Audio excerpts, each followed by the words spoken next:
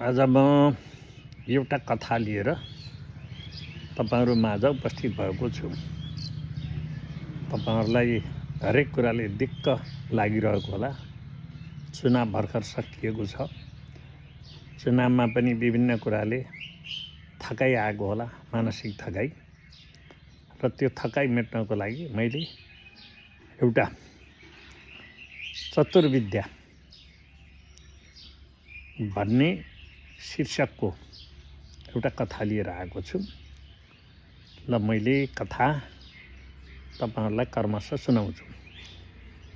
कुनै समयको कुरा हो, एउटा गाउँमा विष्णु शर्मा नाम गरेका पण्डितजी बस्नुहुन्थ्यो। उहाँका 3 भाइ छोरा थिए। 3 भाइ छोरा मध्ये कान्छो छोरा बढी चतुर थियो।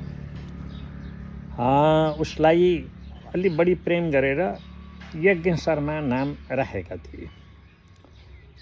अब एउटा छोरालाई त पढाउनै पर्यो भनेर त्यति बेला सबै नेपालबाट बनारस पढ्न जाने चलन थियो। विष्णु शर्माले आफ्नो छोरा यज्ञलाई, कान्छो छोरा बनारस पठाउने निधो गरेर बनारस पठाए। अब पण्डितको छोरा पण्डितै बनेर आओस्, सबै अरू व्याकरण लगायतको सबै अरू शिक्षा पनि लियोस् भन्ने उद्देश्य विष्णु शर्माको थियो। र पढाइ पुरा गरेर फर्किनु बाबु भनेर छोरा यज्ञलाई भनेका थिए। गएको 5 वर्षपछि सबै पढाइ सकेर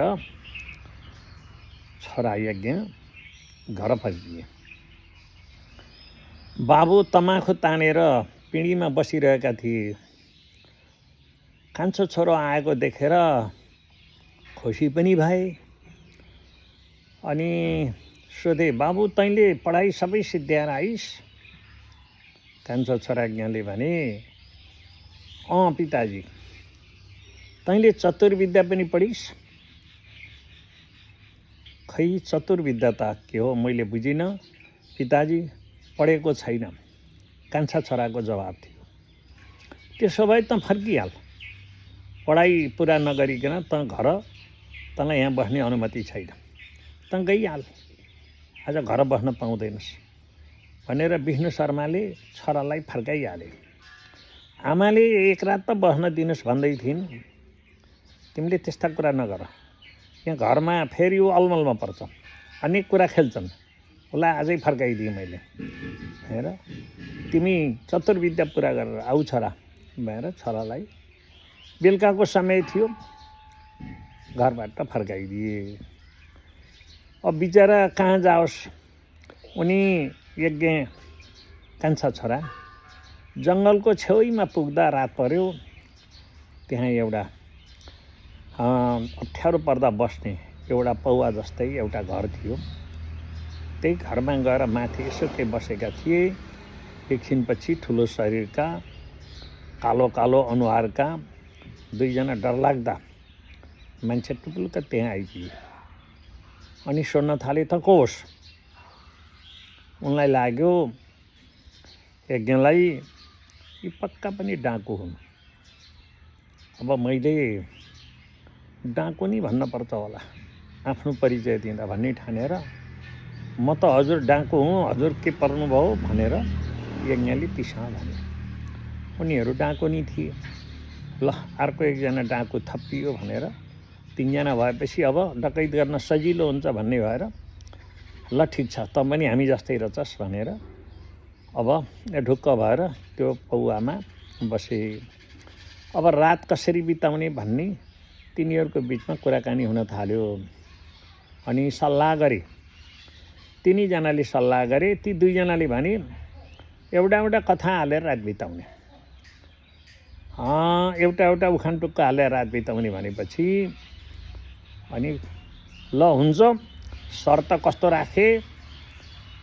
होइन, यो त होइन, हुनै सक्दैन भन्ने बित्तिकै गोठालो बस्नुपर्ने, कमारो बस्नुपर्ने हो भनेपछि कमारो बा गोठालो बस्नु नपर्ने त्यस्तो शर्त राखियो। र पहिलो डाँकुले भन्यो, ल सुन्नुहोस् तपाईहरु 2 जनाले, कुनै बेला हाम्रो गाउँमा 12 वर्षसम्म पानी परेनछ। अनि हाम्रा बाजेले भन्नुभयो त ल ती जति भैँसी छन् हामीले पालेका ती सबै भैँसी दुहेर खेतमा हालेर खेत रोपिदिनु भनेर उर्दी जारी गर्नुभयो। तर त्यसरी हाम्रा बाजेका भैँसीले दिएको दुध खेतमा लगेर खेत रोपेछन् अरे। हो कि होइन?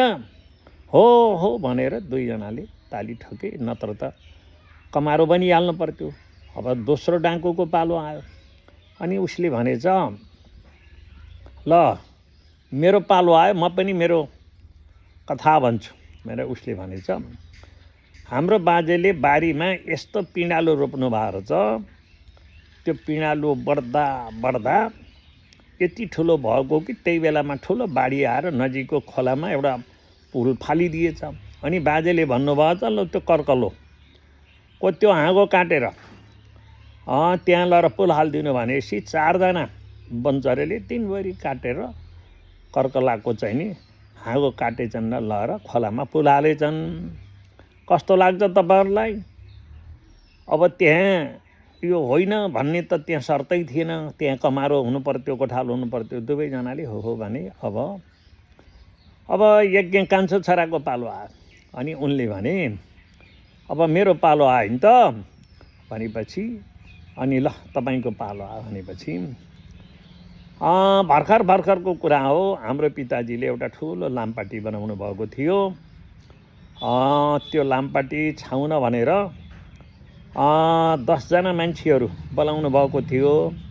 छाउँदै धुरी मार्न भ्याइएन। भोलिपल्ट तिनीहरूको अन्तै काम भएको हुनाले तिनीहरू आएनन्। अनि घरमै भएका 2 जना गोठाला कमारालाई धुरी मार्न लगाउन पर्यो भनेर के माथि चढाएर धुरी बाँध्दै थिए। 2-3 बजेतिर यस्तो हावाहुरी आयो। त्यो हावाहुरीले दुवैजनालाई धुरीबाट उडाएर लापत्ता बनायो। अब कहाँ पुगे होलान् तिनीहरू भनेर म खोज्दै यहाँ आइपुगेको थिएँ। यसो विचार गर्दा तपाईँहरू हुनुहुन्छ जस्तो लाग्यो भनेर के यज्ञले भनेका थिए। अब हो भने पनि गोठाले बन्नुपर्ने, होइन भने पनि गोठाले बन्नुपर्ने तिनीहरू अब वचनबद्ध थिए। ल तेरो हामी अब कमारे हुने भाइ भनेर सँगै फेरि भोलिपल्ट उज्यालो हुँदा साँझ यज्ञको घरमा गए। अब बाबु त्यहीँ भर्खर चाहिँ नि तमाखु खाएर पिँढीमा बसेका थिए। होइन त फेरि फर्किस् बाबु? फर्केँ पिताजी। के भयो तँलाई भन्दा सबै बेली बिस्तार कान्छा छोरा यज्ञले लगाएपछि बाउ पनि चकित परे। हो चतुर्विद्या भनेको यही हो। त यथार्थमा चतुर बनिसकेर छस् बाबु। तिमीलाई धन्यवाद छ। सकेसम्म अरूबाट आफू कहिले पनि नठगिनु। ठगिने स्थिति भए त्यहाँबाट चङ्गा छोडिदिनु भनेर बाउ गाउँतिर लागे। अब यज्ञले ती 2 जनालाई काम लगाएर आनन्दसँग बस्न थाले।